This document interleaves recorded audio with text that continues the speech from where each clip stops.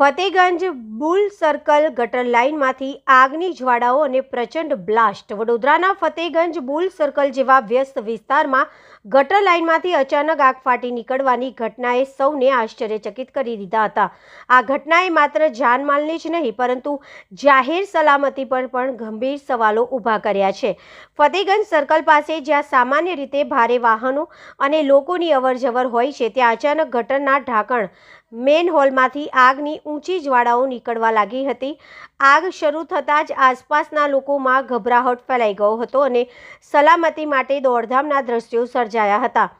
જોતજોતામાં આગ એટલી હદે બેકાબૂ બની ગઈ હતી કે તેને કાબૂમાં લેવા માટે તાત્કાલિક દાંડિયા બજાર ફાયર બ્રિગેડની ટીમને બોલાવવી પડી હતી.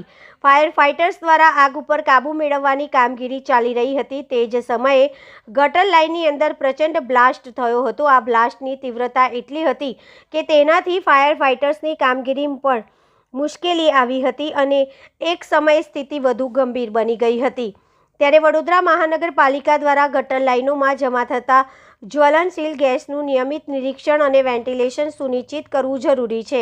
આ પ્રકારની ઘટનાઓ ભવિષ્યમાં ન બને તે માટે કડક સુરક્ષા પ્રોટોકોલ લાગુ કરવા જોઈએ. ये नरहरी हॉस्पिटल के सामने सीवर गैस जो गटर लाइन है वो गटर गैस में फायर हुआ था. हम लोगों ने आगे कार्रवाई के लिए उसमें ब्लास्ट भी हुआ था और पास में ये कौन सा पंपिंग जो है हाँ मेन रोड पर था, लेकिन वो हमने कंट्रोल कर लिया. कोई वैसी जनहानि नहीं हुई है. सब आप आए थे तब कैसी सिचुएशन? हाँ उस टाइम फुल फ्लेम के साथ ये मतलब गैस जल रहा था. सब कंट्रोल में? हाँ सब कंट्रोल में कर लिया.